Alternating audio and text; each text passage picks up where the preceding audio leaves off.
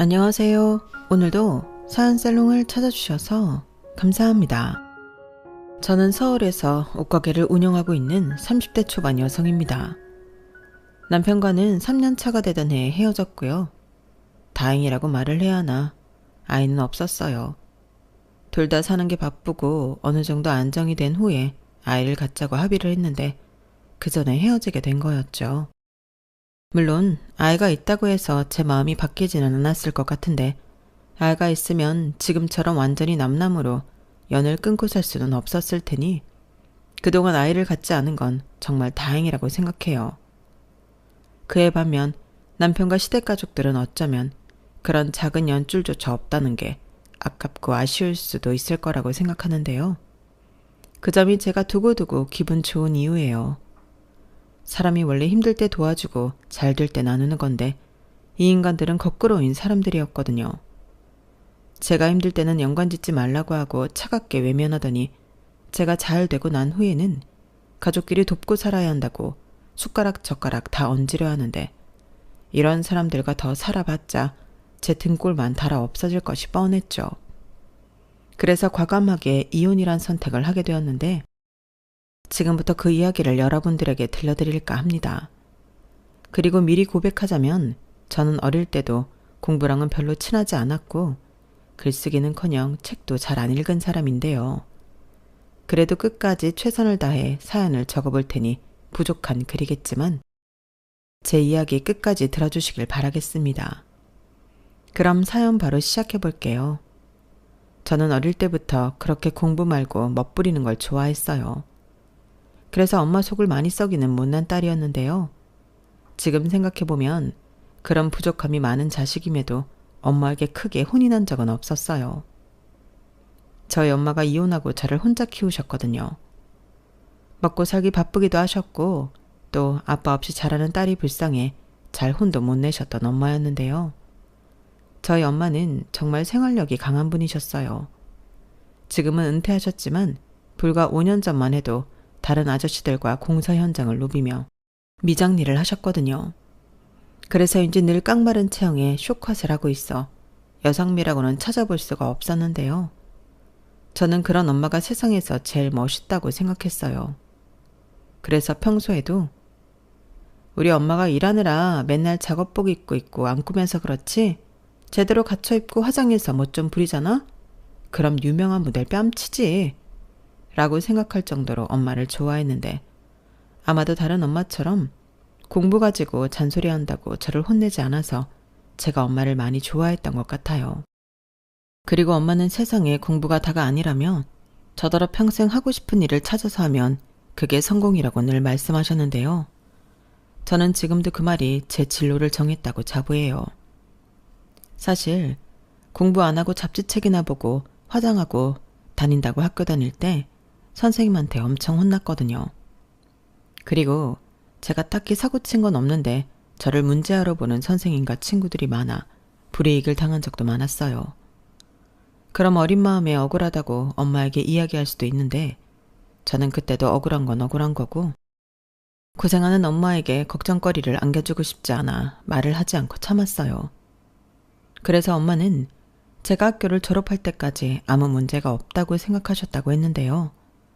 제가 나중에 어른이 되어 그런 일이 있었다고 하니 엄청 속상해 하시더라고요. 그런 일이 있었으면 엄마한테 즉각 말을 했어야지. 그랬으면 엄마가 가서 확 다 뒤집어 엎었을 텐데. 감히 금쪽 같은 내 딸한테 상처를 줘? 이런 폭삭 망할 것들. 이렇게 화를 내셨는데 다 지나간 일인데도 저에게 미안하다고 하셨는데요.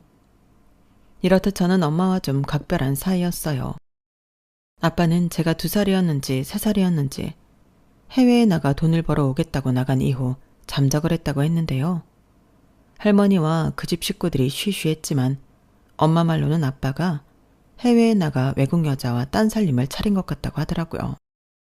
그리고 복잡하게 이혼을 했다고 했는데 그 때문인지 저희 엄마는 남자 보기를 돌같이 하셨어요.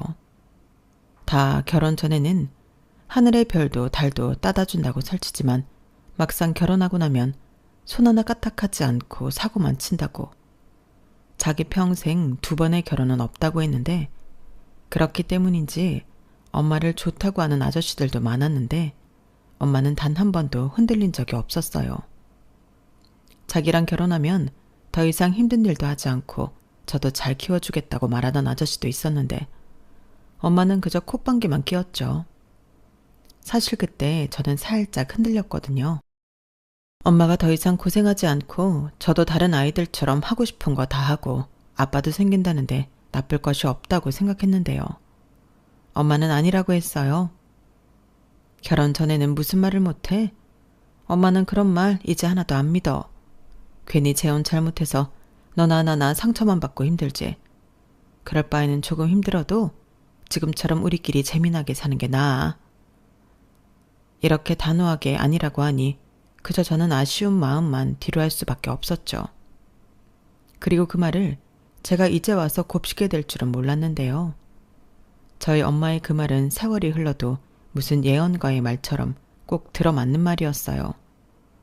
앞서 말한 대로 저는 어릴 때부터 옷을 좋아했고 그래서 언젠가는 제 취향이 가득한 옷가게를 운영하는 게 꿈이었는데 문제는 돈이었죠. 돈이 있어야 물건을 떼다 팔 수 있잖아요. 그래서 일단은 돈을 벌기 위해 고등학교 때부터 아르바이트를 많이 했어요. 목적은 돈이었지만 저는 거기에서 학교에서 배우지 못한 많은 것들을 배울 수 있었죠. 사회라는 곳이 어떤 곳인지 그때 알았거든요. 어리다는 이유로 무시를 당하고 또 일을 하고도 임금을 다 못 받는 경우도 있었는데 살아남기 위해 어떻게 해야 하는지 자연스럽게 배우게 되었어요. 그리고 나는 어른이 되어도 그러지 말아야지 하는 생각을 많이 했었는데요. 그만큼 살아왔던 일이 참 많았죠. 제가 만난 어른들은 좋은 분들도 많았지만 나쁜 분들도 정말 많았거든요. 하지만 저는 찬밥, 더운 밥을 가릴 처지가 아니었기 때문에 정말 무작정 열심히만 했는데요. 그렇게 돈을 한 1,000만 원 정도 모으게 되었어요. 말이 1,000만 원이지 저에겐 10억 같은 돈이었죠. 그리고 저는 그 돈으로 무작정 동대문에 가서 옷을 떼다 인터넷 쇼핑몰을 만들어 팔기 시작했는데요. 그렇게 제대로 준비하지 않은 사업이 잘 될 턱이 없었죠. 그렇게 제 첫 사업은 수입 0원에 쫄딱 망해버렸어요. 제가 또 겁은 많아서 빚은 못 만들겠더라고요. 그래서 가진 거 다 까먹고 다시 제로가 되었는데요. 다시 아르바이트부터 시작하게 되었죠. 그리고 그때부터는 엄한 다른 가게가 아닌 임금은 짜도 옷가게에서 일을 하기로 했는데 그때부터는 제 일도 열심히 했지만 선배 사장님을 많이 관찰했어요. 그런데 그게 정말 재밌는 거예요. 게다가 사장님이 제가 미래에 옷가게를 하고 싶어 한다는 사실을 안 후에는 제가 기특하다며 자기가 겪었던 경험담과 여러 노하우를 알려주시기도 했는데요. 이거야말로 돈 주고도 배울 수 없는 진짜 공부였죠. 그리하여 저는 또다시 돈을 모아 사업에 도전하게 되었어요. 전에는 무작정 옷만 떼다 어떻게 하든 팔면 된다고 생각했는데 사장님의 조언을 듣고 방향을 바꾼 거예요. 사장님이 그때 저에게 그러셨거든요. 무리가 좀 되더라도 작게라도 가게를 갖고 있는 게 나아. DP도 직접 해보고 손님도 응대하면서 옷에 대한 반응도 보고 그럼 그걸 토대로 쇼핑몰을 열면 도움이 훨씬 많이 되거든. 그리고 오프라인 매장을 갖고 있는 쇼핑몰은 뭔가 좀 더 신뢰가 가지. 안 그래? 이렇게 말씀해 주셨는데 듣고 보니 정말 그랬어요. 전에는 장사도 안 되면 월세랑 공과금이 너무 아까울 것 같아서 덤비지 못했는데 그걸 거꾸로 활용할 생각을 못했던 거죠. 그리고 일을 하면서도 매장을 갖고 있는 것과 아닌 것은 차이가 많았는데요. 그렇게 시간이 흐르고 조금씩 손님이 1명, 2명 오게 되자 저는 진심을 다해 손님을 응대했어요. 그저 여기까지 찾아주셨다는 게 너무 고마웠거든요. 그러면서 단순히 옷을 팔기 위함이 아닌 손님에게 도움이 되는 코디와 어울리는 색조합 같은 걸 같이 고민하며 이야기하듯 영업을 했는데 그게 손님에게 반응이 좋았어요. 그리고 감사하게도 그렇게 만족하고 가신 손님은 다음에도 또 오고 다른 손님에게 제 가게를 소개하는 등 감사한 일들이 꼬리에 꼬리를 물듯 생겼는데요. 게다가 옷을 떼러 가는 도매시장에서도 처음에는 초짜 사장이라고 무시하더니 조금씩 마음을 열기 시작했어요. 제가 망하고 또다시 도전하며 성실함을 보이니 조금씩 도와주시더라고요. 원래 소량으로 옷을 떼면 싫어하시는데 저한테는 그러라고 하셨어요. 그리고 그렇게 새벽마다 열심히 발품을 판 후에는 꼭 가는 곳이 있었는데요. 그건 바로 작은 우동 가게였어요. 거기엔 제 또래의 젊은 사장이 있었는데 자주 보고 또 또래다 보니 금방 친해지게 되었거든요. 가격도 부담 없고 새벽에 먹어도 위에 무리가 되지 않으니 저는 항상 도매시장을 온 날은 뜨끈한 우동을 먹었는데요. 그게 어느 순간부터 자연스러운 루틴이 되었어요. 언제나 정신없이 물건을 떼고 차에 실어 놓은 후에는 출출하기도 했고 친구를 만나러 간다는 생각으로 우동집을 찾았어요.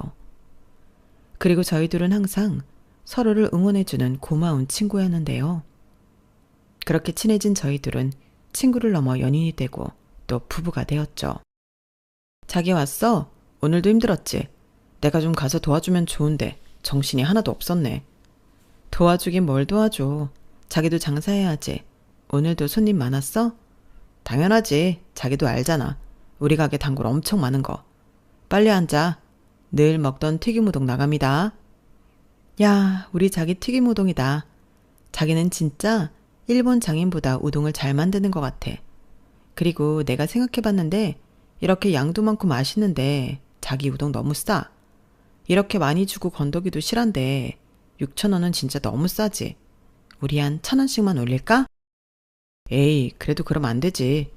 자기도 내 가게 싸고 맛있다고 왔으면서 그럴 수는 없지. 그럼 손님 다 떨어져 나간다. 나는 지금이 좋아. 자기처럼 열심히 일하는 친구들한테 내가 만든 우동이 얼마나 위안이 되겠어? 역시 우리 여보는 착한 사장님이야. 진짜 내가 뭐 거들어줄 거 없어? 없다니까요. 자기는 거기 앉아서 우동이나 맛있게 드세요. 내가 오늘 자기 좋아하는 야채튀김도 많이 튀겨놨는데 튀김도 한 입 해야지. 두 말하면 입 아프지. 빨리 줘. 배고프다. 저희는 풍족하지 않았지만 그땐 참 많이 행복했어요. 비록 신혼집은 구옥에 좁아 터진 원룸이었지만 그 작은 곳이 저희 두 사람의 천국이었죠. 그리고 서로 돈이 너무 소중하고 궁했기 때문에 저희는 양가 모여 인사만 하고 결혼식도 생략한 채 혼인신고 후 그냥 함께 살기로 했는데요. 그 일도 설명을 하자면 길어요. 사실 처음엔 결혼식 정도는 정식으로 하려고 했었거든요. 그런데 막상 결혼식 견적을 받아보니 돈이 정말 장난이 아니었죠. 아니 그 결혼식 반나절을 하기 위해 까먹는 돈 액수가 어마무시했는데 그 금액을 눈으로 확인하니 저도 남편도 한순간에 결혼식을 하고 싶은 마음이 사라지더라고요. 그런데 시부모님은 안 그래도 인생에 한 번인 결혼인데 어떻게 식을 안 올릴 수 있냐며 말도 안 된다고 하셨는데요. 당신들이 그동안 낸 축의금 회수를 위해서라도 결혼식은 꼭 해야 한다고 성화를 부리셨죠. 하지만 아무리 부모님의 성화라고 해도 저희는 그럴 수가 없었는데 그러기엔 저희가 너무 돈이 궁했어요. 솔직히 그 돈이면 저도 남편도 사업 자금으로 쓰고 싶었거든요. 그래서 죄송하지만 시부모님의 뜻을 거역하고 결혼식을 미뤘는데요. 시부모님에게는 형편이 나아지면 그때 결혼식을 올리겠다고 말씀드리고 무작정 신혼 살림부터 차렸어요. 당시 저도 남편도 혼자 살고 있어서 살림을 합치는 게 공과금과 생활비를 줄일 수 있을 것 같았거든요. 그리고 결론적으로는 시부모님이 원했던 결혼식은 올리지 못했는데 혼인신고도 하지 않았다면 더할 나위 없이 좋았을 테지만 그러지 못한 것이 아쉬울 뿐입니다. 그래도 신혼 초 저희 두 사람은 많이 행복했어요. 하지만 믿었던 사랑도 돈 앞에서는 와장창 무너졌는데 제가 결혼을 하고 1년 정도 지났을 때 고비가 한번 왔었거든요. 사업이라는 게 크던 작던 늘 잘 될 수는 없으니까 위기가 오기 마련이잖아요. 그리고 그 위기가 저에겐 전화위복이 되었는데 그때는 그럴 줄 모르고 마냥 힘들기만 했었죠. 당시 저는 장사가 잘 되어 인터넷 쇼핑몰을 오픈했어요. 그리고 오프라인의 반응을 토대로 상품을 개발하기 시작했는데 제 손으로 디자인을 하게 되었죠. 그렇게 개발한 첫 상품이 핏이 예쁘고 고무밴드 청바지였는데요. 싸구려 한 철만 입는 게 아니라 저는 조금 값이 나가더라도 오래오래 입을 수 있는 그런 청바지를 만들고 싶었어요. 오히려 오래 입으면 더 예쁜 청바지가 있잖아요. 그래서 제가 만든 청바지도 그렇게 되길 바라며 오랜 시간 시행착오를 겪고 만든 상품이었는데요. 제 바람이 듬뿍 담겨 있어 그런지 금방 효도 상품이 되었어요. 정말이지 없어서 못 판다는 말이 제 현실이었는데 힘들어도 힘든 줄 모르고 일을 했죠. 그때 상품평을 저는 아직도 잊지 못하거든요. 체형도 보정되고 핏이 너무 예쁘다고. 사람들이 살 빠졌냐고 물어본다며 평생 이 청바지만 입고 싶다고 저더러 계속 만들어달라고 했는데요. 그야말로 공전의 히트를 쳤어요. 그리고 계속되는 리콜 요청에 저는 투자를 좀 해서 대량으로 생산을 하게 되었는데요. 제가 만든 상품이 잘 팔리니 그때는 기분이 정말 날아갈 것만 같았어요. 하지만 그런 신나는 기분도 잠시, 곧이어 저는 천국에서 지옥으로 뚝 떨어지고 말았는데요. 제가 확인했을 때는 물빠짐이 거의 없다시피 했던 청바지는 물빠짐이 너무 심하다는 컴플레인이 들어오기 시작했어요. 하나 둘 정도 들어왔을 때는 불량이 있었나 보다 하고 환불이나 교환 처리를 해드렸는데 이게 하나 둘에서 끝나지 않았죠. 그리고 나중엔 제가 판매한 만큼 환불 요청이 들어왔는데 오프라인으로 똑같은 청바지를 사간 손님의 물건을 보니 이건 제가 받은 샘플과 분명 다르다는 걸 알게 되었죠. 그땐 상품이 많이 판매가 된 만큼 그 손해도 어마어마했는데요. 그것들을 회수해도 다시 팔 수 없으니 순전히 리스크가 되게 되었죠. 그리고 원인 파악을 해보니 공장에서 공정 하나가 빠져 물빠짐의 원인이 되었다는 사실을 알게 되었는데 원래대로라면 공장에 책임을 묻고 손해배상을 청구하는 게 맞겠지만 제가 계약한 공장은 아주 영세한 곳이라 난감했어요. 제가 손해배상을 청구하면 공장 운영에 휘청할 수 있는 그런 곳이었어요. 게다가 저희 엄마 또래의 사장님이 아주 죽겠다는 얼굴로 봐달라고 사정사정을 하는데 모질게 거절하기가 힘들었어요. 제가 당시 사장님이 좋지 못한 사정을 다 알고 있었거든요. 그렇기 때문에 차마 봐달라고 하시는 그 말을 거절하기가 마음이 영 불편했는데요. 그러자 남편이 사업하는데 그런 사사로운 감정에 휘둘리면 안 된다고 손해배상 청구하면서 제가 곤란을 겪은 만큼 돈을 더 받아야 한다고 조언을 하더군요. 저도 당연히 그러고 싶었죠. 하지만 저는 차마 그럴 수 없었고 제 마음이 약해진 데는 이유라면 이유가 있었는데 그건 바로 제가 처음 공장들을 전전하며 계약을 하려고 했을 때 유일하게 제 손을 잡아주신 사장님이 그 사장님이셨어요. 제가 처음 공장의 상품을 의뢰했을 때 수량 문제 때문에 외면을 많이 당했거든요. 그리고 제 상품은 그냥 끼워 넣기 식으로 하시려고 했는데 당연히 싫었어요. 공짜로 해달라는 것도 아니고 돈 줄 거 다 주는데 수량이 적다는 이유로 그렇게 하기 싫잖아요.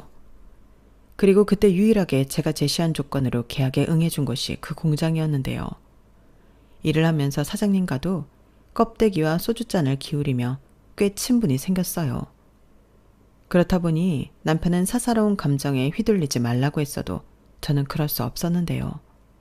그래서 제가 손해를 전부 떠안기로 결정했죠.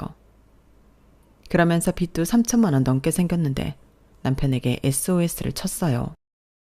자기야, 정말 미안한데 나 돈 좀 빌려주면 안 돼? 내가 이자 쳐서 꼭 갚을게. 어? 나 이번 일로 진짜 망하게 생겼어. 이렇게 울상을 짓고 얘기했는데요. 조금 과장되게 얘기한 부분도 있었죠. 그리고 다른 사람도 아니고 남편인데 저는 당연히 이자는 됐고 갚기만 하라며 돈을 빌려줄 줄 알았는데요. 남편의 반응은 싸늘했어요. 남이어도 그렇게 말할 것 같지는 않았는데 굉장히 냉정하게 거절하더라고요. 자기야, 나는 우리가 아무리 부부라도 돈 문제로는 얽히지 않았으면 좋겠어. 자기 리스크인데 왜 나한테 그래? 내가 그랬잖아. 사사로운 감정에 휘둘리지 말라고. 자기는 손해보지 않을 수 있는 방법이 있는데 구태여 손해를 보는 거야. 근데 왜 내가 거기에 돈까지 보태? 가족이 그러면 다 죽어. 라고 하는데 그 소리를 듣고 있으니 제 말문이 턱 하고 막혔어요. 그래, 자기 입장에서는 그렇게 생각할 수 있지. 근데 그 사장님이 사정이 좀 안 좋아. 사모님도 많이 편찮으시고 직원들 월급도 겨우겨우 맞춰주고 있어. 그런데 거기에 대고 어떻게 나 살자고 그래. 그래서 남들 사정 다 봐주고 자기가 그 손해를 다 떠안아? 그건 아니지. 자기는 지금 보니까 사업하면 안 되겠다. 자기가 무슨 자선사업가야? 자기는 이익을 추구하는 상인이야. 돈 앞에서 사정이 뭐가 필요해? 그래, 맞아. 하지만 내가 당장 손해배상을 청구해도 그 사장님은 그걸 보상해 줄 수 있는 능력이 없어. 어차피 달라질 상황도 아닌데. 그리고 사장님이 두고두고 이번 일 보상하신다고 약속도 했고. 자기는 그 약속을 믿어? 그냥 하는 말이지. 위기 모면하려고. 그리고 그 사장이 돈 없는 걸 자기가 왜 걱정해? 어디 가서 빌리든 대출을 받든 그 사장이 알아서 할 일이지. 아무튼 나는 자기한테 빌려줄 돈은 없으니까 앞으로도 우리 서로 돈 얘기는 하지 말자. 내가 언제 자기한테 돈 얘기하는 거 봤어? 우리 각자 사업은 각자 알아서 하자. 남편은 저한테 장사할 그릇이 아니라는 듯 돈도 빌려주지 않을 거면서 일장 연설을 늘어놓았어요. 그리고 그땐 정말이지 나 또 망하는구나 이런 생각을 했었는데요. 하는 수 없이 친정엄마에게 사정을 이야기하고 돈을 빌리게 되었죠. 그리고 그 돈도 갚아야 하고 이번 일로 고객들도 떨어져 나갔으니 가게를 빼야 하나 하루하루 골머리가 아팠는데 그때 시어머니에게 연락이 왔어요. 남편에게 대강의 이야기를 들었다며 말을 시작하셨는데 저는 혹시라도 시어머니가 제 마음 상했을까 걱정돼서 전화를 하셨나 했거든요. 하지만 그 아들의 그 엄마라고 시어머니도 남편과 같은 말을 하기 시작했는데 그 말이 어째 남편이 했던 말보다도 더 서운하게 들렸어요. 너는 힘들면 그냥 접고 말 것이지 왜 우리 아들한테 돈을 해달라고 하니? 야무진 줄 알았더니 완전히 헛똑똑이네. 그래놓고 나한테 그렇게 잘난 척을 했냐? 네? 그게 무슨 말씀이세요? 제가 언제요? 너 우리 아들 뒤에서 조종해서 돈 아깝다고 결혼식 하지 말라고 했잖아. 어머니, 그거야. 제 딴에는 돈 아끼려고 그런 거죠. 저도 여잔데 웨딩드레스 입고 싶지 않았겠어요? 근데 그러려면 양가 부모님 한복도 해드려야 하고 식대에 대관료에 돈이 정말 장난이 아니더라고요. 됐다. 그러게 그렇게 돈 아깝다고 결혼식도 안 한 애가 왜 그렇게 멍청하게 사업을 하냐고. 우리 아들이 그러는데 네가 떠안을 빚이 아니라며. 그래서 우리 아들이 어지간하면 착해서 도와주는데 그건 아닌 것 같아서 안 도와줬다고 하더라. 못 도와준 게 아니고 안 도와준 거래요? 정말 기가 막히네요. 뭐가 기가 막히니? 우리 아들이 현명한 거지. 그럼 같이 망하니? 한 사람이라도 살아야 먹고 살 거 아니야. 너 두말할 것도 없이 네 사업 정리하고 우리 아들 가게 가서 일손 거들어라. 내가 볼 땐 그게 제일 나아. 왜 빚을 떠안고 있니? 어머니, 제 일은 제가 알아서 할게요. 그리고 당장 급한 불은 친정엄마가 도와주셔서 남편한테 돈 얘기할 것도 없고요. 제가 정 안 되면 어머니 말처럼 그렇게 하든지 다른 데 취직을 하든지 할 테니까 걱정하지 마세요. 내가 걱정을 안 하게 생겼니? 아무리 친정엄마가 도와줬다고 해도 그것도 빚이잖아. 안 갚아도 된다고 니네 엄마가 확실하게 말했어? 그거 아니면 그것도 빚이지. 다른 사람도 아니고 우리 큰아들한테 이런 일이 생겼는데 내가 걱정을 어떻게 안 해? 내가 정말 우리 아들한테 그 말을 듣는데 없던 혈압이 다 생기는 것 같았어. 너 행여 네 엄마 돈 갚아야 한다고 우리 아들한테 돈 달라고 하기만 해봐. 니네 엄마한테도 똑똑히 말해. 그 돈은 네가 빌린 거지 우리 아들이랑 상관없다고. 어머니는 혹시라도 제 사업 때문에 자기 아들 돈이 축날까 저를 잡아댔어요. 그리고 그 전화를 받는데 가뜩이나 혼자 벼랑 끝에 있던 기분이었던 저를 혼자 죽으라고 등을 떠미는 것처럼 느껴졌는데 아니 이게 무슨 가족이고 부부인가 허탈하기만 하더라고요. 그리고 아주 꼬숩게도 사람 일은 아무도 모른다고 생각지도 못한 일이 저한테 벌어졌는데요. 마치 그 일은 저에게 포기하지 말고 계속 잘해보라는 하늘의 계시처럼 저를 살려주었어요. 정말이지 사람이 절박하니까 죽으라는 법은 없더라고요.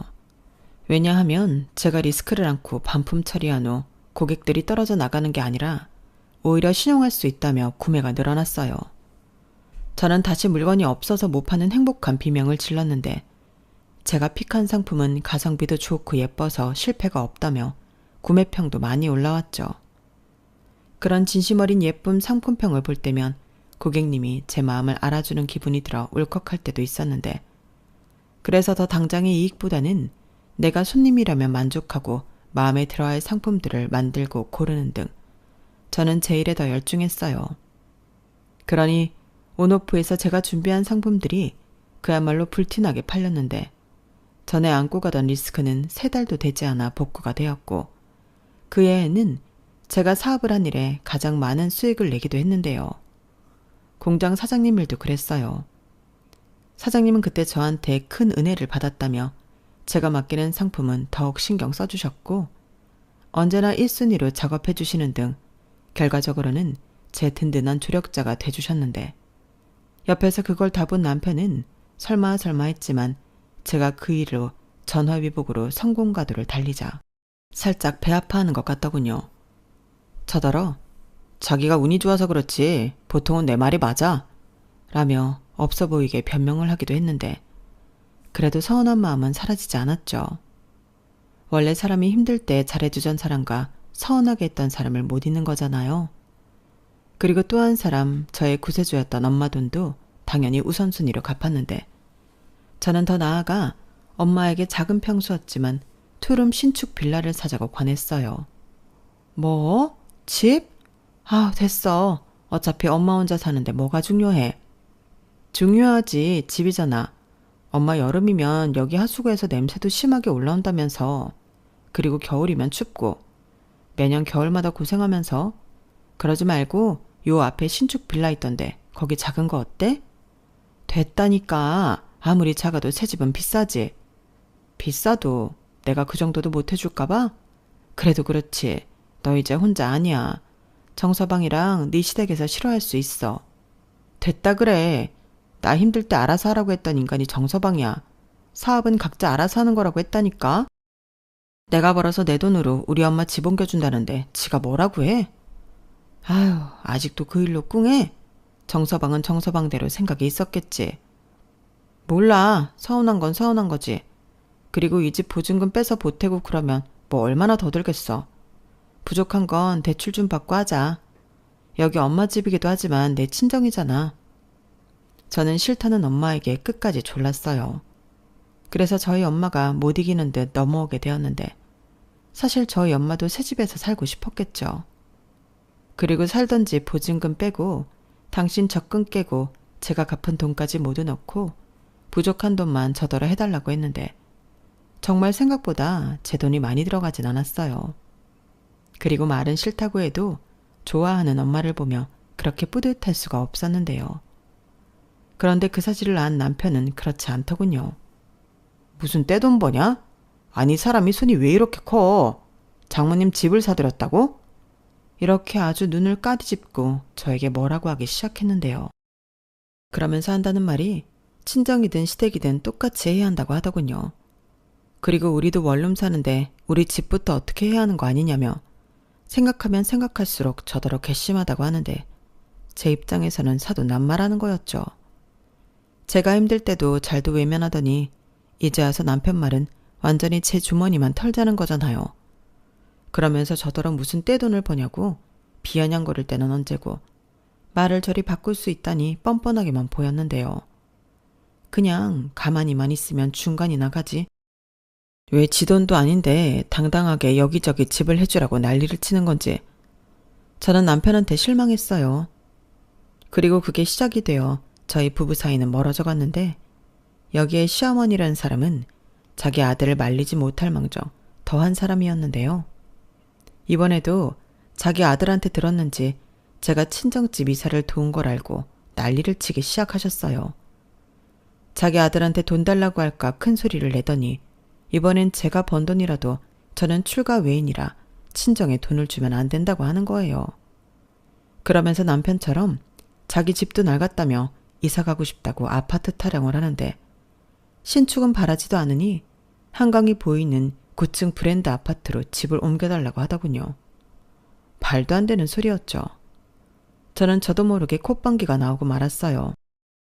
저희 엄마야 저에게 실질적인 도움을 주셨지만 시어머니와 남편은 1원도 보태주지 않았는데 저리 당당하게 말할 수 있다는 게 너무 신기했어요.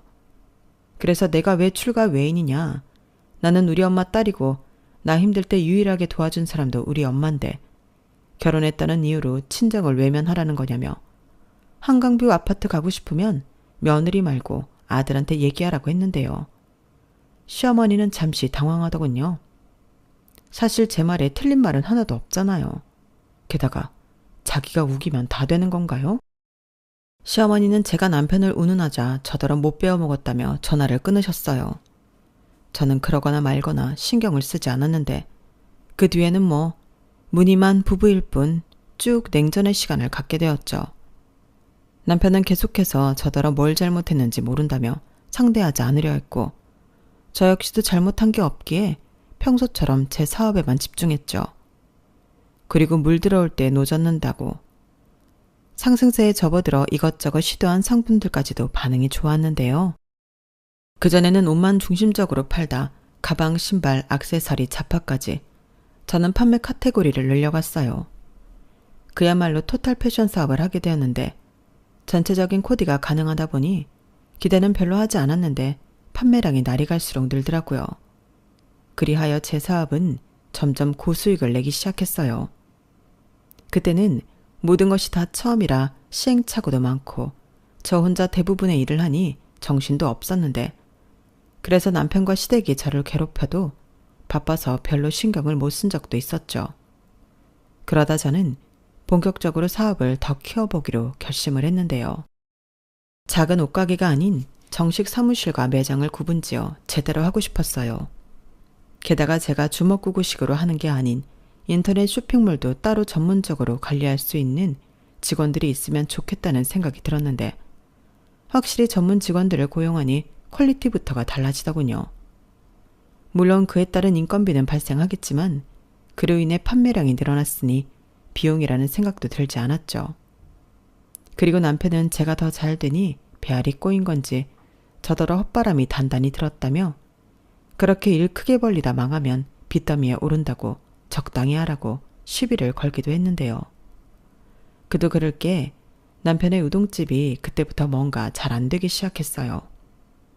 자기는 평소처럼 똑같이 한다고 했는데 손님들이 점점 줄어드는 모양 같더라고요. 그래서 버는 것보다 장사를 하면서 쓰는 돈이 더 많아지는 것 같았는데 지도 꼴에 자존심은 있으니까 저에게 말을 하지 않았죠. 그 얘기는 다른 사장님한테 들었거든요. 그래서 저는 내심 속으로 자기는 점점 사업이 기울기만 하는데 제 사업이 잘 되니 도와달라는 말을 못하겠고 그래서 시비를 거나 하며 속으로 고소해했는데 그때까지는 이혼할 생각까지는 아니었어요. 대신 남편 우동집이 계속 어렵다면 안 되는 거 지고 있지 말고 정리 후 제 사업에 들어와 함께 일을 하자고 권할 생각이었는데요. 제가 그때는 정신을 덜 차린 거였죠. 고양이한테 생선가게를 맡기는 거나 다름이 없는 거였으니까요. 그리고 점점 남편은 제가 버리도 괜찮은데 자기랑 자기 집을 챙기지 않는 걸 못마땅하게 생각하기 시작했는데요. 정말 꼴의 남편이라고 가지가지 하더군요. 너는 정말 양심도 없다. 시집을 왔으면 양가 부모 똑같지. 근데 어떻게 너는 장모님만 챙길 수가 있어? 우리 엄마가 얼마나 서운해한 줄 알아? 없이 살아도 뭐 하나 생기면 나눠 먹고 그러는 게 가족이지. 하물며 돈도 제법 버는데 좀 같이 써야겠다는 생각이 안 들어? 이런 말을 굳이 내 입으로 해야 하는 거야? 이렇게 말하는데 저게 장사가 안 돼서 낮부터 술을 처마셨나 어이상실이었어요. 도대체 저더러 각자 사업은 각자 알아서 해야 한다고 힘들다고 도와주다가는 다 죽는다고 했던 남편은 어디로 갔냔 말이죠. 그리고 시어머니는 저희 엄마가 신축 빌라로 이사를 간 후 본격적으로 저에게 진상을 털기 시작했는데요.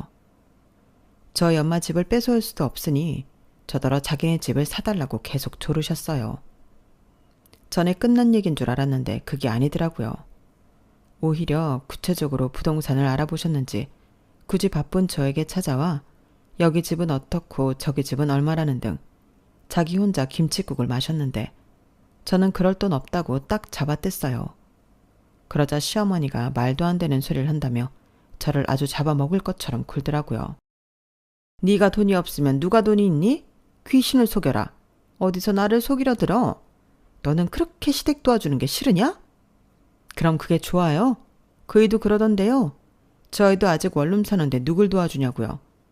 그래서 저희도 이사 가려고요. 뭐야? 그럼 너는 왜 네 엄마 집 사줬는데? 그것도 제가 온전히 사줬다고 할 순 없어요. 저희 엄마 돈이 절반 이상 더 많이 들어갔는데 저는 그저 조금 보태드린 걸 다라고요. 아마 어머니 아들이 잘못 전달한 것 같아요. 뭐라고? 그래서 이게 다 내 아들 탓이라는 소리니? 지금 그이가 많이 힘든가 보더라고요. 그래서 어머니한테 사실 확인도 안 하고 별 얘기 다 하는 것 같은데 다 믿지 마세요. 그래서 니들 이사 가야 해서 우리 집은 못 바꿔준다? 네. 그래 알겠다. 그럼 우리 막내 오피스텔 하나만 사줘라. 그 정도는 해줄 수 있잖아? 네? 도리님한테 오피스텔을 얻어주는 게 아니라 사줘요? 그래. 왜 같은 소리를 계속하게 만드니? 우리 막내도 장가는 가야 할 거 아니야. 요즘 여자들 집 없는 남자한테 절대 시집 안 온다. 어머니, 말도 안 돼요. 당사자는 뭐 하고요? 제가 도련님 엄마도 아니고 누나도 아니고 왜 장가 못 갈까 봐 걱정을 해요? 뭐야? 그럼 너는 남이라는 거야? 굳이 따지면 그렇죠. 종이 한 장으로 맺어진 관계인데 어머니 지금 너무 억지를 부리세요. 제가 이것저것 사업을 많이 벌려놔서 많이 버는 것처럼 보일 수도 있는데요. 규모를 키워놔서 그런지 나갈 돈도 엄청 많아요. 그래서 뭐 나는 땡전 한 푼 바라지 말라는 소리야? 시어머니는 뭐 부모가 아니냐? 어머니도 생각해 보세요. 저 힘들 때 저한테 뭐라고 하셨어요? 니네 엄마 하시면서 저한테 하신 거 생각 안 나세요? 그건... 시어머니는 제가 노골적으로 이야기를 하자 말문이 막힌 듯 얼굴만 벌개지셨어요. 그리고 남편처럼 그저 저에게 못됐다며 밑도 끝도 없이 막말을 하기 시작했는데 그때 내가 왜 잘못한 것도 없이 이런 취급을 받아야 하나 정신이 번쩍하고 들더라고요. 그리고 이렇게 살 필요가 없다는 생각에 슬며시 이혼 생각을 할 즈음이었는데 남편이 눈치도 없이 그러는 겁니다. 돈 좀 번다고 우리 엄마한테 막말하고 그랬다며? 돈이 문제지. 왜? 돈 좀 버니까 위아래도 없어? 내 동생 오피스텔도 못 해준다고 그랬다며. 자기 동생이어도 그랬을까? 라고 슬슬 시동을 걸더라고요. 그래서 나는 동생이 없어서 모른다. 그리고 막말로 내 동생이냐 네 동생이지. 저도 치사하게 나갔는데요. 눈에는 눈, 이에는 이였죠. 그러자 남편은 약이 바짝 올라서는 이제 남편도 무시한다고 시비가 아닌 화를 내기 시작했고 급기야 시집 올 때 우리 집에 아무것도 안 했잖아. 그때 못한 혼수랑 예단한다고 생각해. 라고 아무 말이나 막 던졌는데 세상 천지 어떤 정신 나간 여자가 혼수랑 예단으로 내가 살지도 않은 시동생 오피스텔을 사주냐고 억지 좀 그만 부리라고 소리쳤어요. 그러자 지도 저한테 밀리기는 싫었는지 그럼 다 때려치우고 자기랑 동생이 같이 타고 다니게 외제차 하나만 사주라고 하는데 저런 놈이 뭐가 좋다고 여태 안 버리고 데리고 사나. 한시도 남편이랑 같이 있고 싶지 않더라고요. 그래서 그날 이후 저는 대충 짐을 싸서 친정으로 갔어요. 엄마한테도 저런 놈이랑 더는 못 살겠고 며느리를 호구로 하는 저런 집구석 며느리는 그만하고 싶다고 했는데 저희 엄마도 제 말을 듣고 엄청 화가 나셨죠. 그래서 저한테 말도 하지 않고 남편에게 전화해서 한 소리 하신 모양이었는데요. 남편은 저더러 치사하다며 부부 사이에 일어난 일을 잃으냐고 따지더군요. 완전 내로남불이 따로 없었죠. 자기 하나부터 10까지 심지어 사실이 아닌 것도 자기 엄마한테 쪼르르 일러바쳐 저를 곤란하게 했으면서 장모한테 혼 좀 났다고 저한테 따지다니 그때 저도 뚜껑이 제대로 열렸어요. 너는 되고 나는 안 되는 거냐고. 왜 자기 자신이 구린 건 모르냐고 따졌는데 자기가 어디가 구리냐고 혼자 소리를 지르고 지랄 발광을 했어요. 그걸 전화로만 듣고 있는데 솔직히 무섭더라고요. 저런 인간이랑 살면 제가 위험할 것 같다는 생각이 들었는데 일단 남편이 열폭하는 걸 녹음해뒀어요. 저런 남자랑은 무서워서 못 산다고 이혼할 때 사유로 이야기할 생각이었죠. 그리고 어차피 이혼할 생각이었으므로 더 못할 말도 없었는데요. 저는 남편에게 바로 이야기했어요. 내가 남 좋은 일 하려고 죽을 똥살똥 잠도 못하면서 일한 거야? 그렇게 살면 안 부끄럽니? 입장 바꿔 생각해봐. 자기는 그럴 수 있어? 자기 우동집 잘 된다고 내가 우리 엄마 집 사주고 차 사주라고 하면 그러겠냐고. 그리고 내가 이건 치사해서 말 안 하려고 했는데 장사 안 된다고 나한테 제대로 된 생활비 한 번 준 적 없지.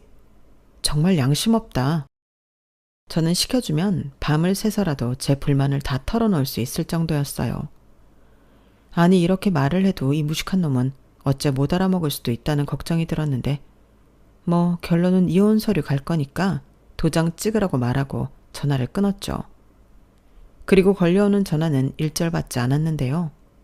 그제야 위기의식이 들었는지 남편이 장문의 사과 문자를 보내고 난리도 아니었어요. 제가 원하면 자기 엄마한테 얘기해서 사과도 받게 해주겠다고 했는데 이미 다 소용없는 일이었죠. 사과를 받는다고 제 마음이 달라지지 않을 것 같았거든요. 다만 인간이 저렇게까지 뻔뻔하고 이기적일 수도 있구나. 새삼 믿을 놈 하나 없다는 사실을 깨달았는데요. 저는 아무런 대꾸도 하지 않았어요. 어떤 빌미도 주고 싶지 않았거든요. 그리고 이혼 서류를 보내놓고 저는 또 열심히 제 사업에 집중했고 한 달 가까이 이혼 서류가 돌아오지 않아 저는 염두했던 대로 변호사 사무실을 찾아가 이혼 소송을 준비했는데요. 사무장님이 곧장 이혼 소장을 남편에게 보내겠다고 하시더군요. 그러자 득달같이 시어머니가 제 사무실로 오셨어요.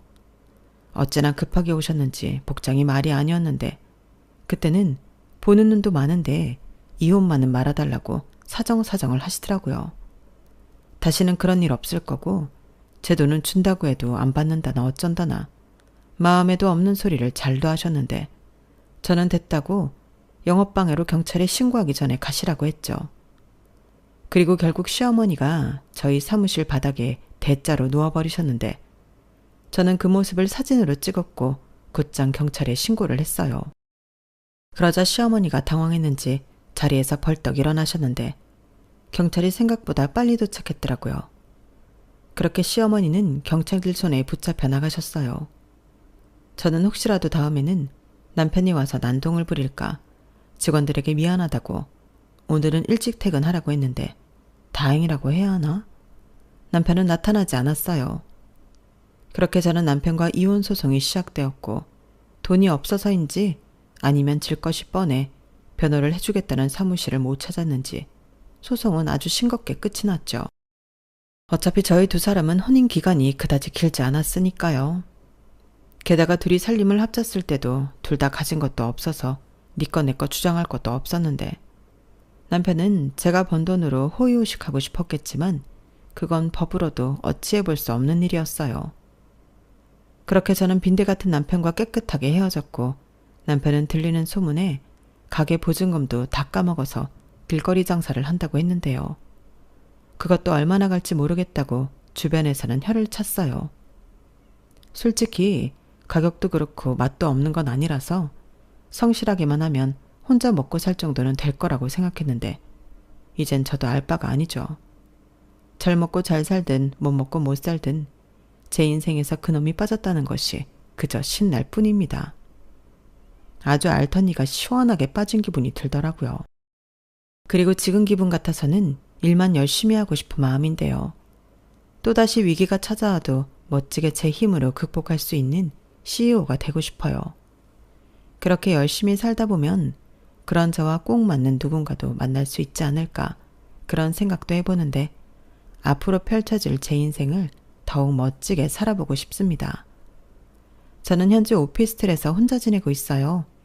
엄마가 저를 보면 걱정이 너무 많아서 그냥 혼자 있는 게 서로 낫겠다는 생각이 들어 독립을 하게 됐는데요.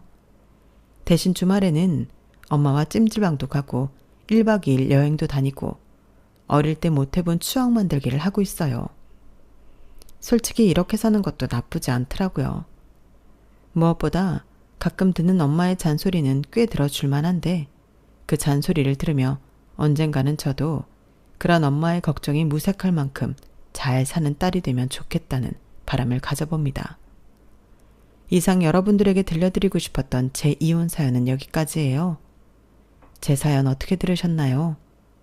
부디 제 전남편과 전 시어머니 같은 사람의 곁에 없길 바라며 지금까지 제 사연 들어주셔서 대단히 감사합니다.